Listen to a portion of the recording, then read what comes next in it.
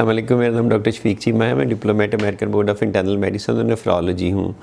अभी मुझे किसी ने क्वेश्चन किया है कि मुझे क्रॉनिक किडनी डिजीज़ स्टेज 5 है, गुर्दों की दायमी बीमारी, और डॉक्टर से मुझे बहुत सारी मेडिसिन लिख दी हैं, 10-12 मेडिसिन, और बताया भी नहीं है कौन सी मेडिसिन किसके लिए है।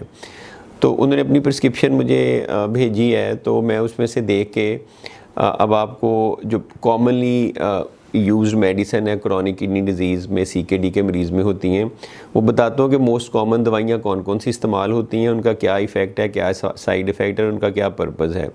उससे आपको थोड़ी सी अवेयरनेस हो जाएगी कि कोई इसमें से दवाई ज़्यादा जो है वो गैर ज़रूरी नहीं होती, और आपने डॉक्टर के मशवरे से ही उस दवाई को छोड़ना होता है या कम करना होता है। आपने लेनी है जब तक डॉक्टर ना कहे।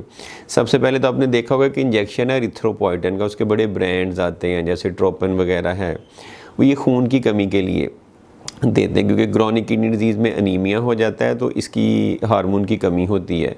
इसका साइड इफ़ेक्ट है कि इससे ब्लड प्रेशर ऊपर बढ़ सकता है, तो आपने मेक श्योर करना है कि आपका ब्लड प्रेशर इससे बढ़ा तो नहीं है और वो कंट्रोल्ड है, और अगर बढ़ता है तो डॉक्टर को बताना है ताकि वो आपकी BP की मेडिसिन एडजस्ट करे।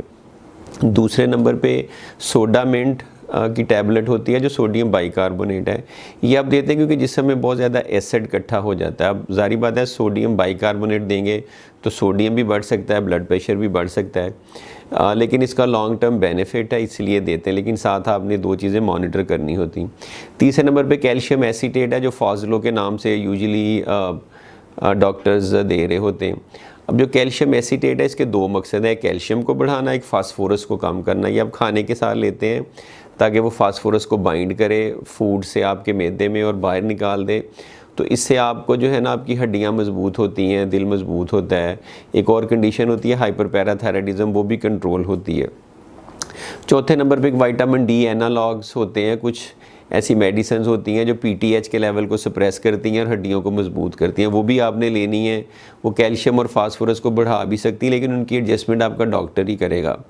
पाँचवें नंबर पे कुछ मल्टीविटामिन है जो क्रॉनिक किडनी डिजीज़ के मरीज़ हैं, गुर्दों की दायमी बीमारी या डायलिसिस के, उनमें विटामिन की कमी होती है। डायलिसिस से भी लॉस होता है, खाना पीना भी उनका बैलेंस नहीं होता। स्पेसिफ़िकली जो रीनल विटामिन है जो गुर्दों की बीमारी के लिए बने, जैसे रेंटम है या नेफ्रोवेट वगैरह, वो लेने चाहिए ताकि आपको विटामिन की डेफिशिएंसी साइड इफ़ेक्ट्स ना हों। इस तरह कुछ ब्लड प्रेशर की दवाइयाँ आ जाती है, जैसे मेलोडिपिन है, नॉरवेज के नाम से बड़ी कॉमनली यूज़ होती है। BP को कंट्रोल करती है, लेकिन कॉन्स्टिपेशन, कब्ज़ या थोड़ी सी जिस्म में सोजिश भी कर सकती है। एक और दवाई आपने देखा होगा फ्रूसामाइड या लेसिक्स के नाम से या स्पायरोमाइड वगैरह के नाम से, वो जिस्म से पानी निकालती है, जिस्म में इकट्ठा होता है, लेकिन पोटेशियम के लेवल को ऊपर नीचे कर सकती है, BP कम कर सकती है, यूरिक एसिड बढ़ा सकती है। उसकी अपनी कॉम्प्लिकेशंस हैं, लेकिन वो डॉक्टर ही उसको एडजस्ट करता है। उसके फ़ायदे ज़्यादा होते हैं, थोड़े बहुत साइड इफ़ेक्ट हर मेडिसिन के होते हैं।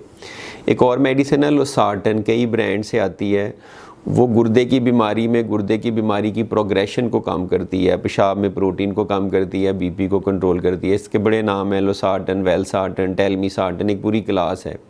और इसी तरह से रिलेटेड एक और क्लास है जिसमें मेडिसिन आ जाती है नेलाप्रिल, लिसनोप्रिल वगैरह। ये भी डायबिटिक नेफ्रोपैथी में या जिन बीमारियों में प्रोटीन वगैरह पेशाब में ज़्यादा आती है उनको उनमें हेल्प करती हैं। लेकिन ये लोसार्टन और नेलाप्रिल वगैरह से पोटेशियम बढ़ सकता है, एंजियोडीमा हो सकता है, नेलाप्रिल से खांसी हो सकती है। तो ये कुछ इसके कॉमन से साइड इफ़ेक्ट हैं जो फिर डॉक्टर आपको मेडिसिन एडजस्ट करके दे सकता है। एक नई ग्रुप ऑफ मेडिसिन आई है शुगर के लिए, जैसे डेपाग्लिफ्लोजिन वगैरह हैं, डेपा और डेम्पा वगैरह के नामों से आ रही हैं। ये शुगर की दवाई है, लेकिन सोज और BP को भी कम करती है और गुर्दों की प्रोटेक्शन भी करती है।